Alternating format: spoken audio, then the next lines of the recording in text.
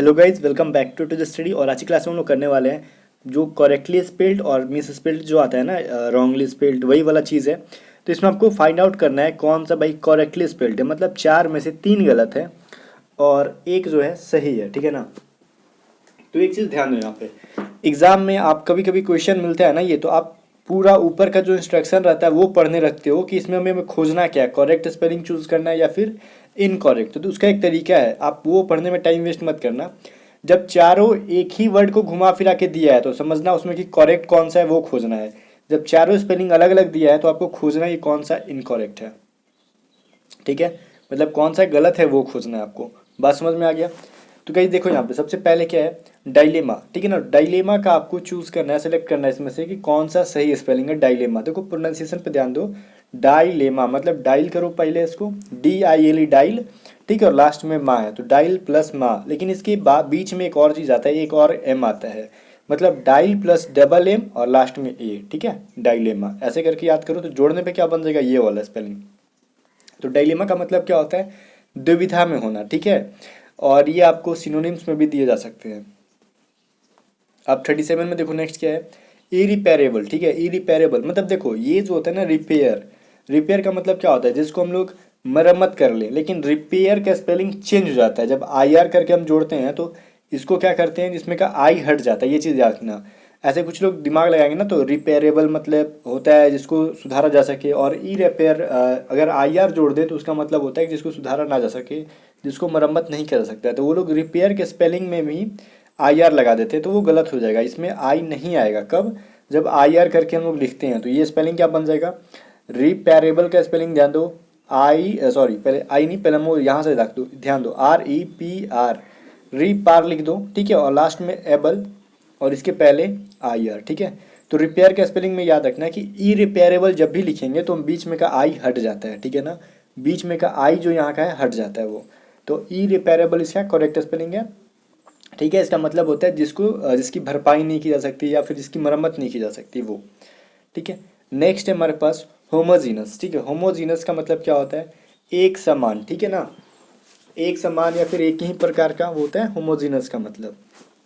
तो यहाँ पे आपको फाइंड आउट करो, होमो का मतलब तो पता है कि लास्ट में आपको होमो होगा, HOMO, ठीक है। चलो तीन तीन में है होमो। उसके बाद आपको क्या करना है, जीनियस का स्पेलिंग खोजना है, ठीक है। तो जीनियस वो वाला नहीं, आपको देखो होमोजीनस GENE, ठीक है। जीने प्लस में लास्ट में क्या होता है, अस होता है, ठीक है ना। देखो पहले तो होमो लिख लेना आप लोग, होमो, ठीक है। ये तो आपको याद होगा स्पेलिंग, सिर्फ याद क्या करना है, बीच में का जो चीज़ है GENEO होगा, ठीक है। बीच में का ये याद करना है कि होमोजीनस में GENEO होता है, बस आपको इतना ही याद करना है। याद करने का मैं तरीका बता रहा हूँ, बिकॉज आपको तो पता है कि पहले तो होमो होगा ही, लास्ट में अस होगा ही, तो बीच में क्या छूट रहा है भाई, जो गलत करते हैं हम लोग अक्सर, तो GENEO वाला गलत करते हैं, ठीक है ना। इसका स्पेलिंग में आप लोग गलत करते हो। तो इसमें देखना ए कहीं आया ही नहीं है होमोजीनस में, ठीक है ना। लास्ट में क्या है भाई, बीच में क्या है, जी के बाद ई है, फिर एन के बाद ई है, और लास्ट में एक ओ जरूर है, ठीक है ना। तो होमोजीनस का मतलब क्या होता है, एक समान या फिर एक ही प्रकार का। अभी देखो ये क्या है, जनरेटर, ठीक है। जनरेटर का मतलब क्या होता है, जनरेटर का मतलब आपको पता होगा सबको, ठीक है ना। तो जेने प्लस में रेटर, जेने प्लस में रेटर, तो जेना नहीं, जेने प्लस में रेटर, GENE, जेने प्लस में रेटर, ठीक है, RATOR, ठीक है ना। चलो जेने प्लस में rater equal to generator, option number B जो है राइट है। अभी हमारे पास अभी देखो प्रिविलेज, ठीक है। प्रिविलेज का मतलब क्या होता है, अब यहाँ पे विलेज का स्पेलिंग मत खोजना कि विलेज का स्पेलिंग लिखेंगे और उसके पहले प्री जोड़ देंगे तो वो हो जाएगा, नहीं नहीं। तो प्रिविलेज में देखो PRE नहीं होता है, PRI होता है, ठीक है। ये चीज़ याद रखना कि PRI होता है। उसके बाद इसमें ए नहीं आता है प्रिविलेज में, PRI के बाद VILEGE होता है, ये याद रखना। प्रिविलेज का मतलब क्या होता है, जैसे कि विशेष अधिकार बोलो या फिर सौभाग्य बोल लो, ठीक है। तो PRIVILEGE होता है। प्री तो याद रखना कि इसमें इसमें कुछ लोग ई भी जोड़ देंगे, ठीक है ना। तो ई नहीं होता है, आई होता है, PRI होता है, ठीक है। और प्राइविलेज मत को बोलना है, इसको प्रिविलेज ही होता है इसका सही उच्चारण। राइट आंसर कौन सा हो जाएगा, बी हो जाएगा। अभी देखो नेक्स्ट क्वेश्चन देखो, ये फिर से 36 से स्टार्ट है, बिकॉज अलग अलग प्रैक्टिस सेट से मैंने उठाए हैं उनको। एबंडेंट, ठीक है, एबंडेंट होता है, एबेंडेंट नहीं होता है, एबंडेंट होता है, ठीक है ना। तो A B के बाद क्या होता है, ए नहीं होता है, यू होता है, ठीक है। अभी देखो डेंट होता है, देखो पहले देखना शुरू में हम लोग एबंडेंट का मतलब समझ दो होता है कि ज़्यादा, मतलब ज़्यादा से भी ज़्यादा, मतलब बहुत ज़्यादा। ठीक है, अब देखो यहाँ पे मैं आपको हिंदी करके इंग्लिश याद दिलाता हूँ। क्या बोल रहे हैं हम लोग? बहुत ज़्यादा। ठीक है, बहुत ज़्यादा। एबंडेंट का मतलब होता है बहुत ज़्यादा। अब जब हम बहुत बोलते हैं तो क्या होता है? यू जैसा फील आता है, बहुत यू जैसा। ठीक है, और ज़्यादा बोलते हैं तो ज़्यादा आ जैसा फील होता है। तब ये याद रखना कि एबंडेंट में पहले ऊ आता है, बहुत में ऊ आता है और ज़्यादा में आ आता है। तो पहले यू होगा और लास्ट में आ होगा। बहुत का यू जैसा फीलिंग्स पहले आया और ज़्यादा का आ वाला फीलिंग्स लास्ट में आया। ठीक है, कुछ लोग लिखते हैं ना एबेंडेंट लिख देते हैं, ये चीज़ गलत हो जाता है। तो राइट स्पेलिंग क्या हो गया? एबंड बोलो, एबंड प्लस में डेंट। ठीक है, बहुत वाला जैसा फील आया, इसमें यू पहले आया। यही चीज़ कन्फ्यूजन होगा आपके एग्जाम में, यू लिखे कि ए लिखे। तो अब ये चीज़ याद रखिएगा, बहुत ज़्यादा में बहुत बोल रहे हैं तो यू जैसा फीलिंग्स आ रहा है और लास्ट में आ रहा है, तो एबंडेंट। ठीक है ना। अब इसमें कुछ लोग ई भी लिखते हैं तो ई नहीं ए होगा, ज़्यादा बोलते हैं ना तो आ जैसा फील होता है। बस एक तरीका है, कोई ट्रिक वगैरह नहीं है। ठीक है ना। ऑप्शन नंबर डी इसका राइट आंसर है, जिसका मतलब होता है बहुत ज़्यादा। ठीक है, प्रचुर मात्रा में। ठीक है ना, ज़रूरत से ज़्यादा भी बोल सकती हो उसको। नेक्स्ट हमारे पास यहाँ पे एस, ये क्या है भाई? एसेसिन। ठीक है, एसेसिन का मतलब क्या होता है?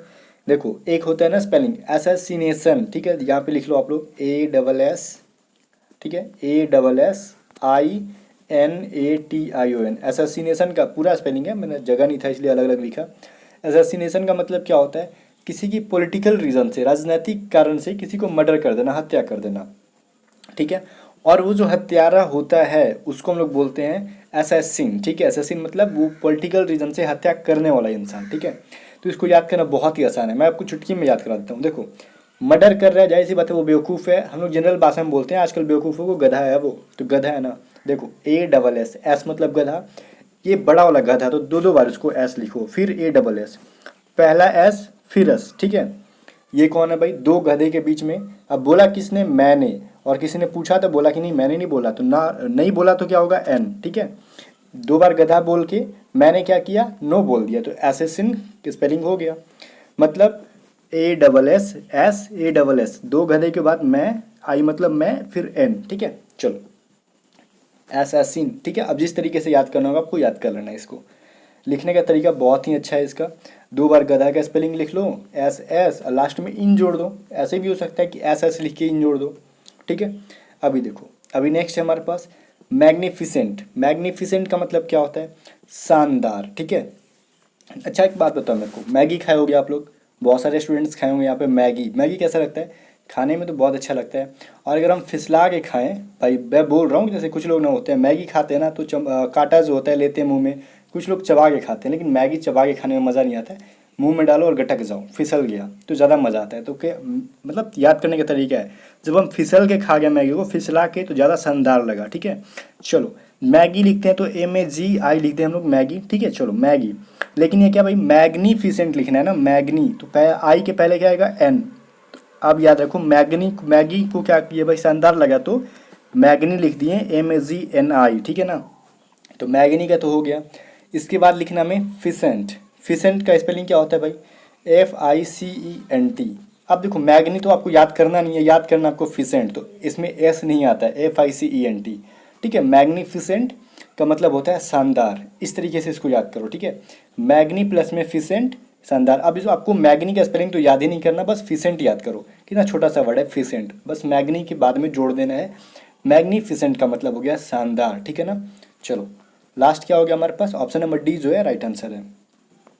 बस ये याद करने का तरीका है। ठीक है, अब किसी किसी को खराब लग रहा होगा कोई प्रॉब्लम नहीं है, बस याद कर लो। एग्जाम में अगर मार्क्स अच्छे आ जाएंगे तो आपको फिर अच्छा लगेगा। ठीक है ना, चलो अब जो 39 नंबर में क्वेश्चन है, हो सकता है कि आपको पहले से ना पता हो। ठीक है, इसलिए मैं डायरेक्ट बोलता हूँ कि एक ऑप्शन नंबर डी में जो है ये है, और एग्जाम में कम चांसेस है कि आपसे पूछे। एक मिनट, ये तो भी है ना, ये वाला कम चांसेस है। अब बीच में है तो इसको हम पढ़ लेते हैं। इसका होता है क्या?